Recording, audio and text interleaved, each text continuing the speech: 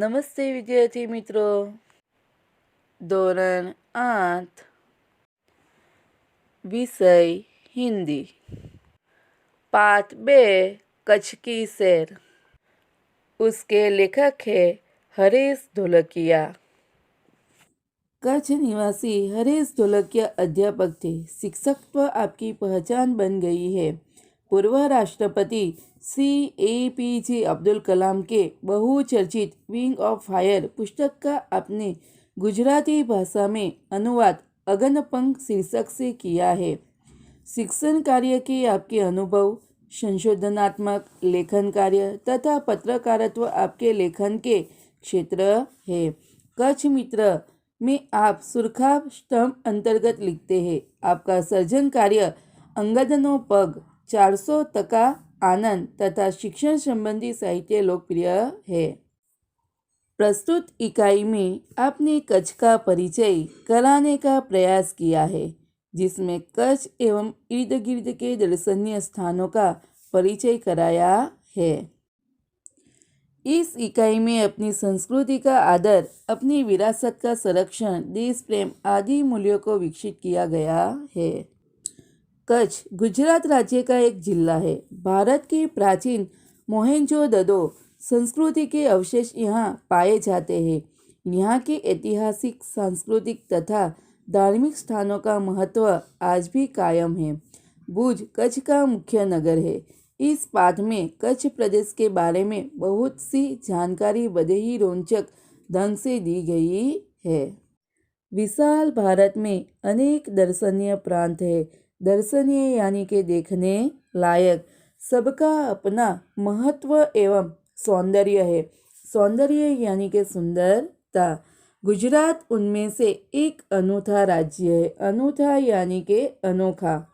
गुजरात में एक विशेष जिला है कच्छ, जो गुजरात का अत्यंत रमणीय प्रदेश है. रमणीय यानी के सुंदर. यात्रियों के लिए कच्छ आकर्षण का केंद्र है. इसका पौराणिक महत्व भी कम नहीं है. पौराणिक यानी के पुराणों के समय का. अनेक दर्शनीय स्थानों के वैविध्य के कारण इसे म्यूजियम यानी के संग्रहालय कह सकते हैं. वैविध्य यानी के विविधता. कच्छ में प्रवेश करते ही हमें रेगिस्तान के दो स्वरूप देखने को मिलते हैं.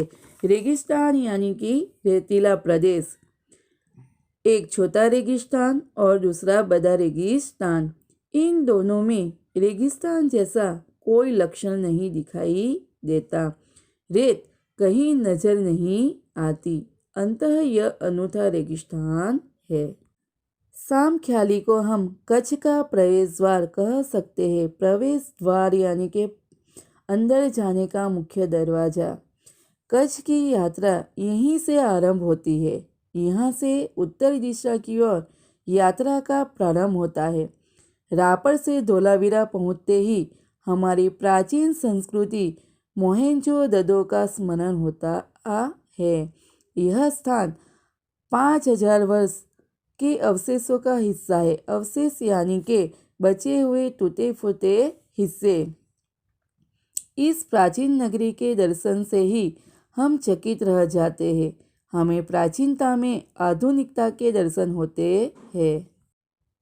साम ख्याली से पश्चिम की यात्रा करते भचाऊ नजर आता है, जो बड़ा गांव है जैसे नगर.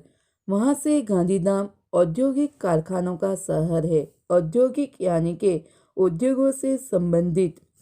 यहाँ सिंधी प्रजा पाकिस्तान से आकर स्थायी हुई है. स्थायी यानी कि कायमी, हमेशा के लिए रहने वाला.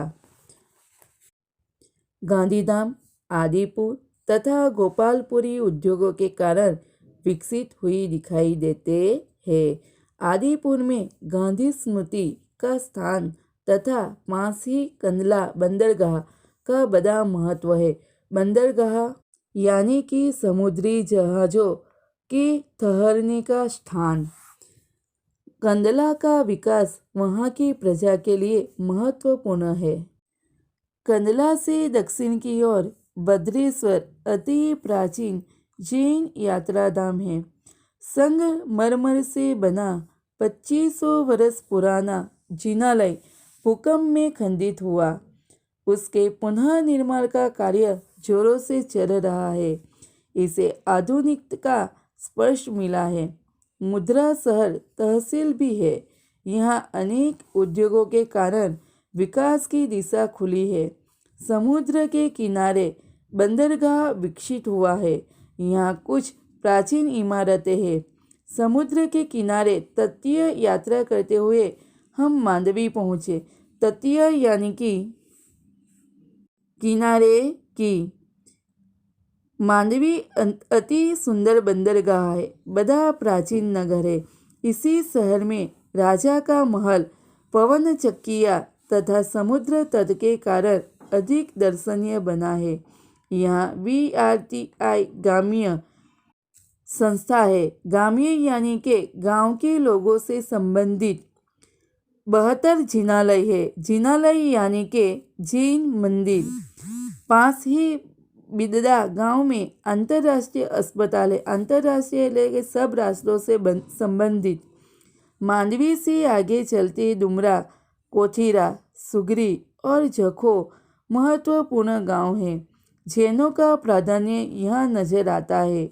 नलिया शहर तहसीली केंद्र है। यहाँ हवाई सेना का मुख्य अड्डा है। नलिया से 1 घंटे की यात्रा करते नारायण सरोवर अति प्राचीन पौराणिक धार्मिक स्थान है। इस स्थान को रामायण काल का माना जाता है। वहाँ कोटेश्वर नामक दर्शनीय मंदिर है जहाँ से रावण गुजरा था। यह पूरे भारत का प्राचीन स्थान माना जाता है। सूर्योदय और सूर्यास्त दर्शन यहाँ का बड़ा आकर्षण है। नारायण सरोवर से आगे की यात्रा में लखपत आता है जो अति प्राचीन स्थल है। गुरु नानक की चरण रज से पावन, चरण रज यानी के पाँवों की धूल से पावन इसी भूमि पर गुरुद्वार है। गुरुद्वार यानी कि सिखों का प्रार्थना स्थल। एक समय का समृद्ध स्थान आज जीर्ण अवस्था में होते हुए भी दर्शनीय है। समृद्ध यानी कि धन दौलत से भरपूर, जीर्ण अवस्था यानी कि टूटी फूटी हालत। यहाँ एक किला है। उसके बगल में पांग्रो खनिज संपत्ति के लिए प्रसिद्ध है। साथ ही विद्युत निर्माण का यह केंद्र है। लखपत से मध्य कच्छ की ओर बढ़ते हुए हाजीपीर मुसलमानों के लिए श्रद्धा का केंद्र है। यहाँ पीर का मज़ार है। रेगिस्तान की झांकी यहाँ से होती है। झांकी यानी के दर्शन। रास्ते में माता का मठ नामक धार्मिक स्थान है जहाँ नवरात्रि के पर्व पर लोग पद यात्रा करते हुए श्रद्धा भाव से दर्शनार्थ आते हैं।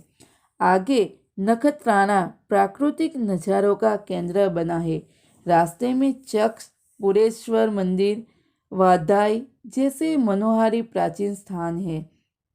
अब कच्छ का मुख्य केंद्र भुज आते ही उसके वैभव का परिचय होता है। आईना महल, प्राग महल, तावर स्वामीनारायण मंदिर, हिल गार्डन, हमीरसर तालाब, भुजिया पहाड़, लोक संग्रहालय, विश्वविद्यालय आदि के दर्शन करके हम आनंद ले सकते हैं। सन 2001 में भूचाल यानी के भूकंप ने इसे खंडित किया। खंडित यानी के तोड़ फोड़ देना। तो लोगों ने उसे नए स्वरूप में पुनः निर्माण करके और सुंदर शहर बना दिया है। पुनः यानी के फिर से। भुज से उत्तर दिशा की ओर खावड़ा में काला डूंगर पहाड़ है।